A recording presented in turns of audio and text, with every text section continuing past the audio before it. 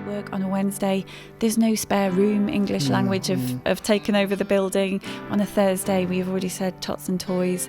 And then, you're approaching your weekend and, you've got 300 women coming in 2 weeks ago for the Midlands Women's Convention. There's always something going on. And that's what brings so much joy. Hello and welcome to the Cornerstone Nottingham podcast. This series is called 10 Years of Thankfulness, and in this episode we're going to be thinking about what it actually means to manage a building like this one. The events we lead, thinking about what that looks like now and how that has developed, particularly over the last 10 years as we've been in this building. And today it's great to be joined by one of our ministers, Colin Webster, as well as the very lovely Sarah Daniels, who is our events operations manager. Colin's already told me off because I didn't say that he was very lovely, but he is also very lovely. We'll put that in brackets as well. Sarah, we're so blessed as a church to have you on the team. We're a big church, and we recognise that there are many churches who would give their right arm to have someone with your role on the team and your gifts, your personality and all of those things. Firstly, tell us a bit about yourself, how the Lord brought you to serve on the team at Cornerstone, and then secondly, tell us about what your role actually is. Okay, thanks, Phil. So I actually came to Cornerstone as a teenager. My parents came over 25 years ago, and I was baptised here, at Beeston Free, actually, but as part of Cornerstone Church. And then I've been away for a number of years and came back and joined Cornerstone 12 years ago with my daughter Lydia. Joined the staff team in 2013 as administrator, and then became events manager in 2015. So I work as part of the operations team alongside Spencer, who's director of operations, Charlie Tyrrell, who is systems manager, and Teresa, who is our administrator now. So my job really is to plan and organise all of the conferences and events that we host here at Cornerstone. So you landed in 2013 on the team. Right, basically the building, the paint wasn't even dry. Brand new. It was very fresh, and so you were kind of, very much instigating how we manage the building, how we do events here, how we lead the kind of program for that. What was it like? This is a question I've not prepared you for, but what was it like, kind of just coming in that season and when everything was so new? So, I think the run up to the building is not something I engaged fully with at all. I wasn't working here at that time. Remember sort of looking at plans at the back of the school, and you had this sort of vague, this is going on, but I wasn't very, very much a part of it. But I do remember the first service here at Cornerstone and just not really being able to sing, just tears just rolling down many faces, I think, not just mine, just feeling overwhelmed with just how good God had been to provide such an amazing facility. Yeah, absolutely. It was a very special time, wasn't it? And from the beginning, we were looking at plans, and I remember we had our wedding here, the first wedding in the building. That's our claim to fame. And we were planning the wedding off the building plans, not having actually been in the building and seen the physical space. And it was just a strange kind of moment for us, really, as a church. But we've got used to it now. 10 years down the line, we're kind of more settled in. We know how the building works and everything else. But we're thinking about events today and the ministry that you kind of help us lead. But when it comes to life and ministry at Cornerstone, how would you define an event? What is an event? So my line manager has always said to me, everything is an event from a Sunday morning upwards. So any gathering of God's people, big or small. Yeah. So a Sunday service, a meeting midweek with 5 people, a wedding, and everything in between. Yeah, all of those things. They're all events. Colin, what would be some of the ways that you would reflect that actually having a building has changed or enhanced what we do or what we're able to do as a church? Well, for 20 years we rented a school, and obviously we were limited to the diary of what the school would allow us to do. And so that ruled out so much of the ministries that we're now able to do in this building. I think also your set up and take down time, to transform a school into a usable space for an event was far harder than some of the things that we do here. So yeah, we're able to do a lot of midweek ministries that we couldn't do, such as Tots and Toys, which now has sometimes up to about 90 children. Alone tots. I mean, that's a lot of tots, isn't it? That's like a school. It sounds like a scary place. I'm not going to lie. Yeah. And things like the English language class, which again has blossomed, and that's on the Wednesday, Tots and Toys on the Thursday. We do various training events for different groups around the building. There's Women in the Word on the Friday. We have debt money advice on Wednesdays and Thursdays. And so you just suddenly realise there's so many opportunities that have emerged for midweek ministry. In fact, that was one of the things that people were nervous about before we had this building. They said, oh, won't it just be empty Monday to Friday? Well, actually, if you look at the diary Monday to Friday, there isn't a day that it's not being used. So yeah, it's launched a whole host of ministries, and we've been able to do things, and that was different because obviously in the week the school were meeting in the school because they were a school and they had to do that stuff. But that's been a kind of gift to us, hasn't it? Just being able to do things throughout the week, but also maybe just have a bit more time to prepare for kind of big events. And there's been things like evangelistic events that we've done, haven't there? Do you want to tell us about some of those things that you think that we've been able to do, which have been different? We've done a lot of big one-off events, as well as our regular ministries. So Narnia is the obvious one that was a big one-off. So we did a walkthrough experience of The Lion, the Witch and the Wardrobe during the pandemic. Yeah. That's not something we would have ever been able to do if it wasn't for the pandemic. Yeah. So something good to have come out of COVID. But yeah, we try and do a range of events that appeal to different people. So a sports quiz for those that are into sport, and then different events that appeal to different personalities. Really, that's it. Something for everyone, and that's what we've done over the years. And later on, we'll hear about some of the highlights and things from things that you've done. But we recognise there's events that we do and we put on, but we also have events that we kind of house or home that other organisations and conferences and things might want to use the building for. Sarah, we now frequently get requests from groups, ministries outside the church to do conferences, things like that throughout the year. Can you give our listeners, some of whom might be outside of our church family, can you give them a little bit of insight into what the decision-making process looks like for an event at Cornerstone? Yeah. Are there any kind of hard and fast rules? Probably a few more principles, perhaps. I was thinking this through. I mean, 10 years ago, we were trying to say no to a lot, just to give ourselves time to get used to the building, what works, what doesn't work, how do the spaces, how are they best used? But gradually we've become more and more busy. And as Colin said, now the building is in use almost every day. The calendar is busy.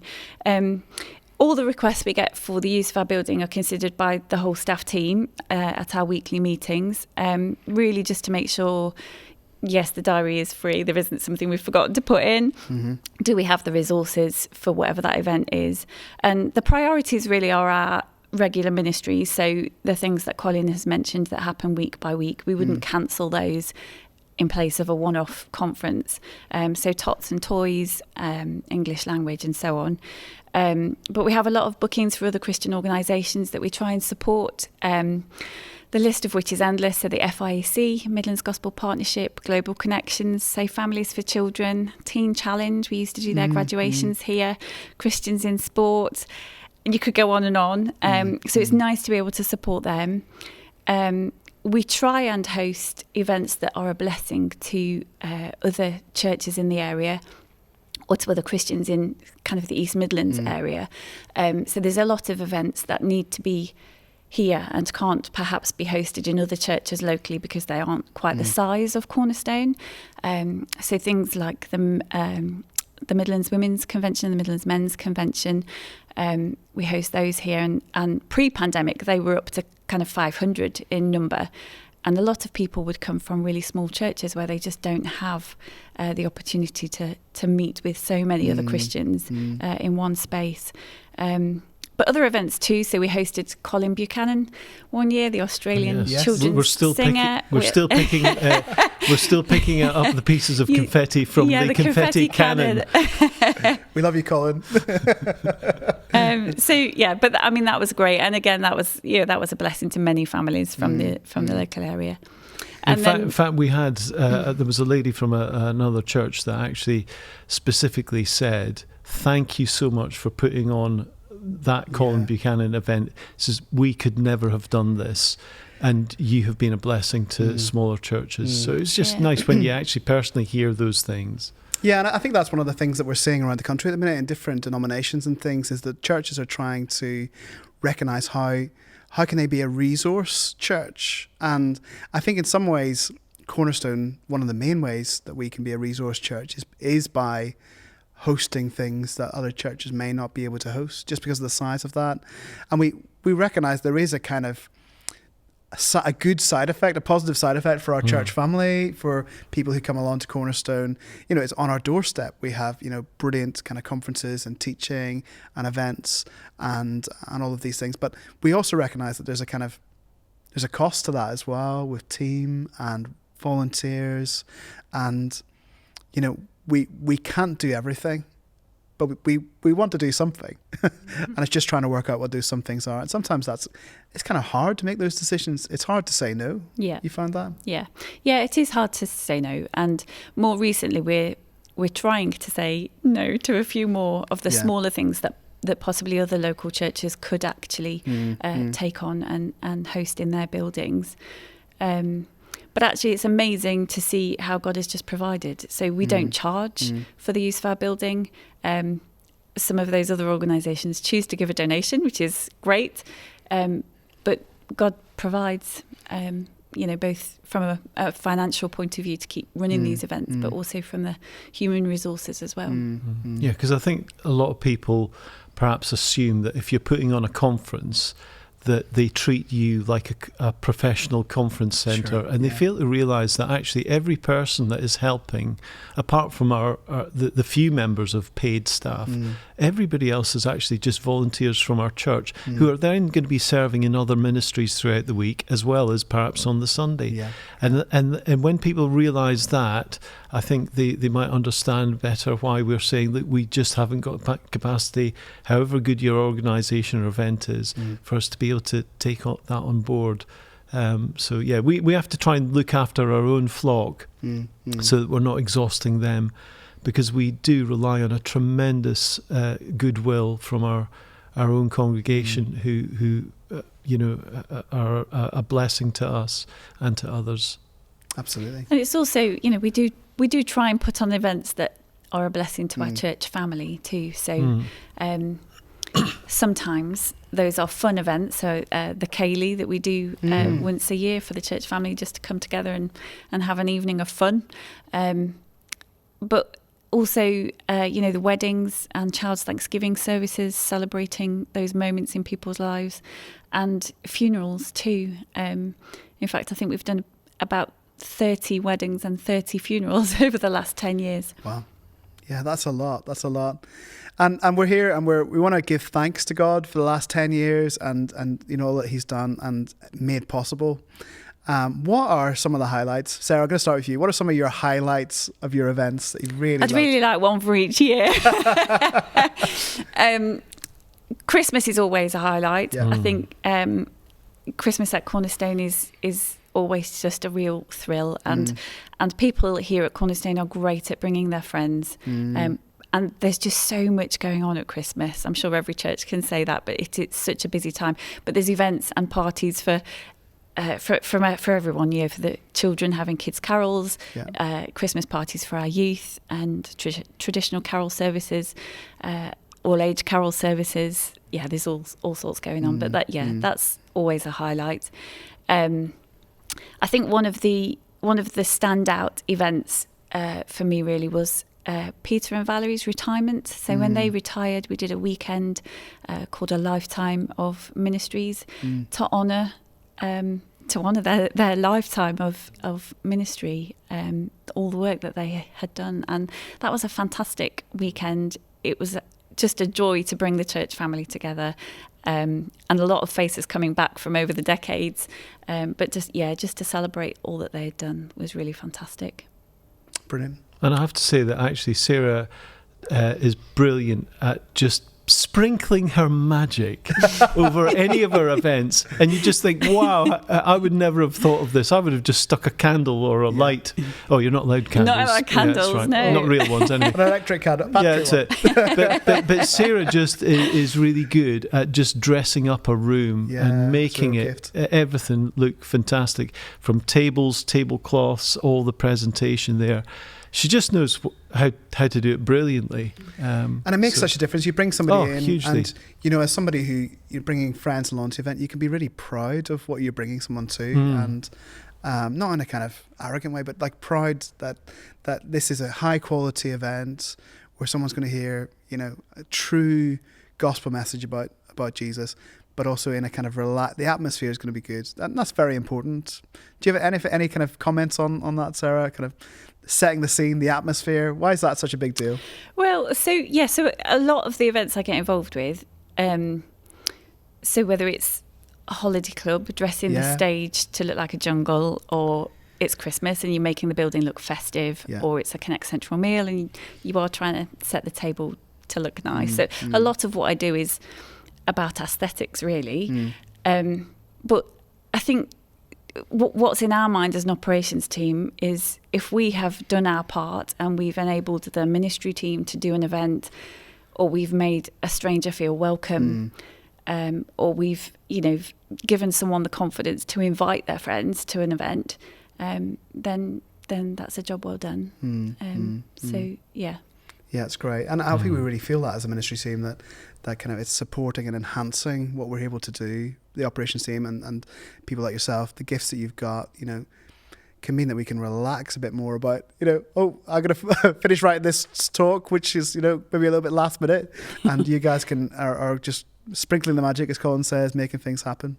What about for you, Colin? Some highlights, anything which has been a kind of particular standout for you? I always like things like the barriers to belief, those evenings, because you're guaranteed to get people that are perhaps on the far edges of faith. So atheists turning up to the science and the science and faith questions that we do there. I just like those ones that give people the chance to engage with some of the big, deep questions that they're probably asking and thinking that Christians don't have an answer for. So I like some of those direct evangelistic efforts, but also some of the things that were like the excellent stir up a pud and making wreaths at Christmas time. Those events that Catherine Jackson puts on. And again, it's superb. It's a great inviter to folks that would never normally turn up to the church. And there's always a gospel content in the talks that we're delivering. And just seeing lots of people. We've done things for to celebrate the Chinese Lunar New Year. And again, you just might see lots of people that would not normally turn up to the church. And again, the gospel is given out.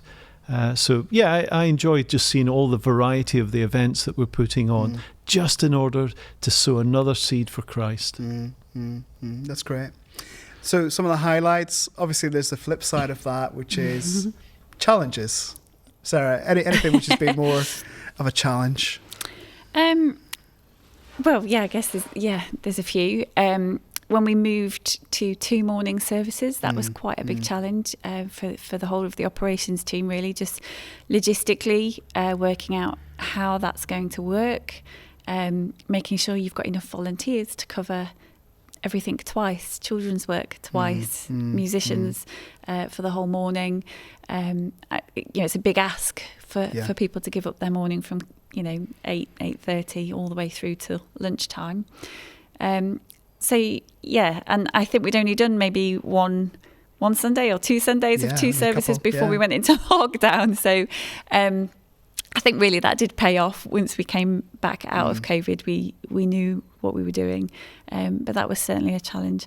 COVID itself, I know that's been mentioned in a few of the podcasts you've done.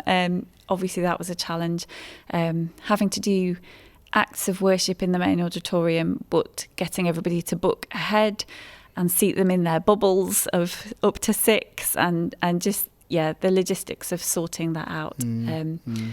That was certainly a challenge for the operations team. There was and the emotional aspect of that as well. We actually had to come to church, not really talk to anyone, and leave. And it just, everything within you just feels that this is wrong. This is not how it ought to be or how it might be. And thankfully we're a long way away from that now, and we can mix and mingle, and we're very thankful for the freedom that we have to do that. But that was really tough time. And from an events point of view, I mean, a lot of events obviously had to be cancelled and stop. I think one of the hardest things was we had a number of people get married throughout that time, and it was really difficult to have to sit chatting on Zoom to a bride and groom and say, actually it's changed again, you can now only have 30. Actually it's changed again, you can now only have 15 guests. Or just the emotion of that for them. They've been engaged for a year or more, and what should have been a really big special event with family was getting narrower and narrower. But again, God was good, and certainly some of the brides and grooms that got married over that time, I think initially planned to have a second one when we came out of lockdown, but actually they were so blessed on the day, and everything went so well that they were happy to just have had that intimate wedding with 15, 30 people. So that was great. Yeah, and I know they were massively thankful to you and the team for enabling them to do what they could do during those times, and helping us navigate what we can do, when, and what that looks like with the changing guidance and everything that looked like. Although one of the pluses that came out of the COVID setup was that we were forced to go online. And actually, Phil, you and I have been for ages trying to champion that before COVID had ever been heard of, because we thought this would be a great ministry opportunity. And when you look at the figures, we're still getting several hundred people still watching online, despite the fact that our numbers are more than back to not just normal, but actually beyond what we were getting before lockdown. And some of the significant kind of services that we've had in the last year, Peter Lewis's funeral service, or Thanksgiving service, there was several times more people watching online than who were watching in the building. And you think, well, that's an opportunity that we just weren't set up for before. And, to be able to engage people with those kind of things at home. And obviously we want people to gather, but for things like that, you think, that is significant. It's not insignificant that there are 1,200 people watching online and 500 people in the building, and the Lord has definitely used those things and blessed us in that. Anything else which has been more of a challenge? No is okay. We can finish the challenges there. The question I was going to ask, which I haven't written down, and is, we've kind of articulated some of this already, but how has the Lord kept us going, through some of those challenges, through the highs and the lows? How is he, so one of the challenges that we had to doing church was actually a real positive, in that we sent, however many people to Redeemer, and then we had to kind of regroup and restock. We had COVID, and we had to go to 3 services, but the Lord has provided people, and people have replenished. Yes. Well, in terms of when we had sent people to Redeemer, that was such a big thing, because we were sending 87 people who were core to the church. They were very much pillars within the church, and by the time you added up the children, it was 120 people, which is a lot to lose from the centre of your church's life. But it was a good launch pad for Redeemer, and it served them well. But I can remember that was a difficult time for us, a real challenge. We were losing our friends, as it were, in terms of seeing them week by week in the same building. And I think it was a real wrench for us, and we had to trust God. And we had a real word from the Lord. One of our members in the congregation just gave us this word, that the oil and the flour will not run out. Elisha had been challenged this widow that if you give me what you've got, the oil and the flour will not run out. And we took that on board as being a word from the Lord. And sure enough, as we allowed these people to go to start Redeemer, God replenished our numbers almost within the first year. We had 90 people join our church. All right, they were on the periphery, and it takes a long time to move into being a core. But there were some wonderful people that were brought in during that time of just trusting the Lord.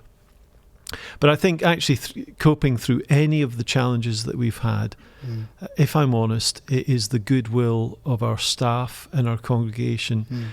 There is a lot of fun and humour that we have as a team, and we've got a lot of love and respect for one another.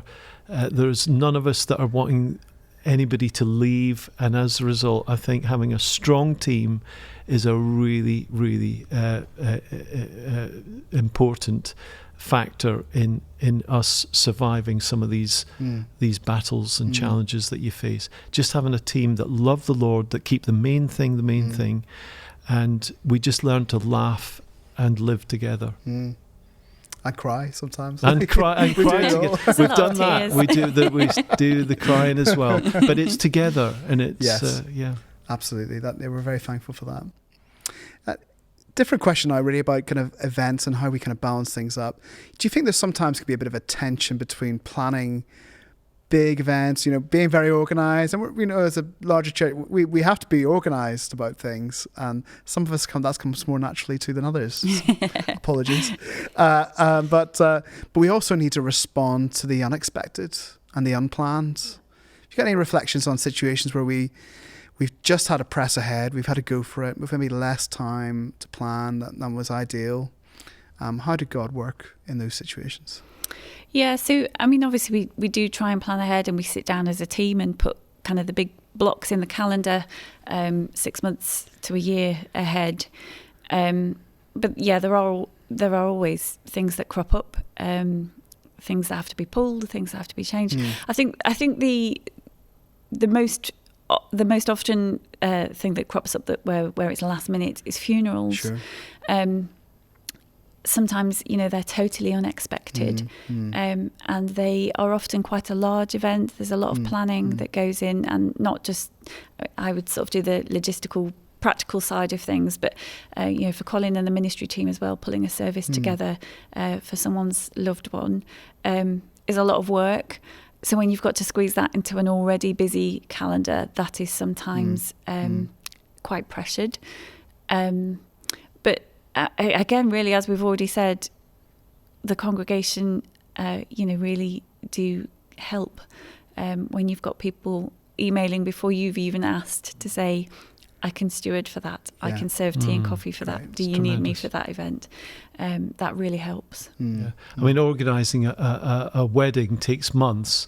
Organising a funeral is almost the same magnitude, but you've got to organise it within a week or 10 days. So it's a lot to try and rejuggle of your life. Yeah. We've got this building, and we're so thankful for it. The physical space that we have here. Sarah, what gives you the most satisfaction as you see many hundreds of people across a year, thousands of people coming in and out using our church building? So I think seeing the building busy, which is probably something I've reflected more on because of COVID. Seeing the building empty was heartbreaking, but I think we've tried to come back gradually. It doesn't feel gradual anymore. The building is full.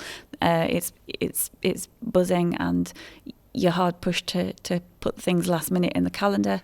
But that's brilliant. You know, you're coming to work on a Wednesday. There's no spare room. English language have taken over the building. On a Thursday, we've already said tots and toys. And then, you know, you're approaching your weekend and, you know, you've got 300 women coming in 2 weeks ago for the Midlands Women's Convention. There's always something going on. And that's what brings so much joy in my job, I think, just seeing the variety of people as well, all ages, all stages, so many different nationalities, doing such a variety of things in our building.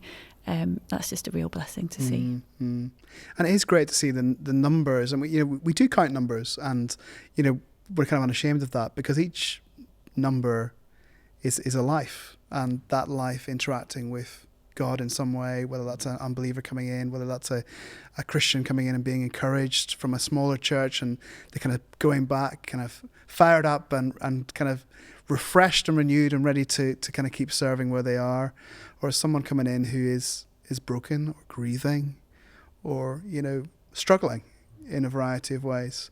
And so it is significant that we look and we see a busy building with all kinds of different people in different seasons of life. Yeah. What about you, Colin? What gives you the satisfaction as you look at the building, kind of on a Sunday, maybe kind of bustling with people? You know, it can sometimes actually be a wee bit overwhelming for people. It is overwhelming. And the older I get, the more overwhelming it feels. I struggle with just trying to register all the names and faces.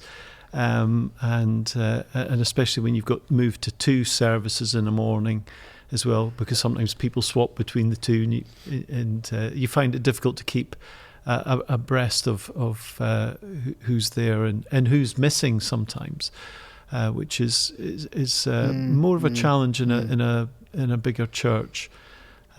So we're giving thanks to God for events, and over the last 10 years, we look forward, God willing, to the next 10. What would your prayer be as you kind of look ahead to the next 10 years? So actually one of my highlights each year is opening our doors on Marathon Sunday. So when it's the Robin Hood Marathon here in Nottingham, the route comes down Castle Boulevard, so we can't open in the morning for our 2 morning services. But usually we open the doors anyway, and we encourage people to come and support the runners from here. We have drinks and snacks and music playing, and tracks and people here to chat to the locals. And there's just something really special about opening our doors and being out on the street with the very people on our doorstep. All our neighbours are out supporting the runners and enjoying the atmosphere. And I think my prayer is that we would do more of that, we would engage better with our local community and the people that are right here on our doorstep. And I think the real thing on my heart at the moment is, obviously we've discussed it a lot as a staff team, but we're in the middle of this cost of living crisis, and that looks set to get worse, not better. And, you know, there's going to be people very close to where our building sits in the city that are really struggling. And we're starting to see, I think, a different demographic of people walk through the door. But I think there's more we could do to reach the people here on our doorstep. Absolutely. Anything else? Yeah, and I think one of the things that I'd be looking forward to for the next 10 years is actually the release of resources, human resources, of people who take either early retirement or reach retirement age. Cornerstone has been evolving age-wise. There was a time when when I first came 26 years ago, there was hardly anybody that was in their 70s. But now we've got people that are, myself included, fast approaching some significant birthdays. Not too fast. And there will be people, a whole raft of people, I mean, as in dozens upon dozens, who will be reaching retirement age. And that could release about, 10 years of ministry, of volunteer ministry that people couldn't do because they had a 9-to-5 job. So what could we do with that? That we could use for going into the community and really making a significant impact. We could maybe even set up some kind of drop-in cafe, or just do various different events that were during the daytime in order to serve people. So I think actually some of our greatest ministry potential is yet to come, not just what we're doing now. I actually think the release of human resources to do ministry for the future is huge. And with those kind of potential events, obviously we've got to weigh those up. We've got to pray for God's wisdom. There's lots of ideas, particularly Colin's got lots of ideas, and occasionally gets a yes. Once or twice. But I think that's our prayer, isn't it? We trying to work out with wisdom what is the right thing to do. What do we say yes to? What do we say no to under God? And praying and knowing that He's leading us and He's sovereign over all of these things, and He's with us, and He will provide the people, the finances, everything for what He wants to do, His will, and we've just got to trust Him with that. And I'd love to pray that God would help us with those things as we finish our time together today. Thank you. Father, thank you so much for our team here at Cornerstone. I want to particularly thank you for Sarah and the operations team, and the work that they do for you, which is ministry for you, to enable other ministry on our team as well. Lord, thank you for the joy it's been to see this building come back to life again after COVID. The busyness of events and conferences at the weekends, weddings, celebration of life events. We've had lots of different things going on. Our weekly, midweek groups. Lord, thank you that this is a busy place. Thank you that each one of those numbers that we jot down, it represents a life. And Lord, we long for this to be a place where people come and meet Jesus here. Through the events, through the services, through all we do, the interactions we do. We also pray that it's a place where Christians come and they're encouraged in their walk with you. And that we do pray that we would be able to increase the way that we can resource other Christians, other churches around this city and beyond to be able to grow and be refreshed and renewed. Lord, just give us wisdom. And we hold these things out before you and we pray, Lord, would you have your way? Would you help us to know what to say yes to, what to say no to? Lord, that would be led by you, by your Spirit.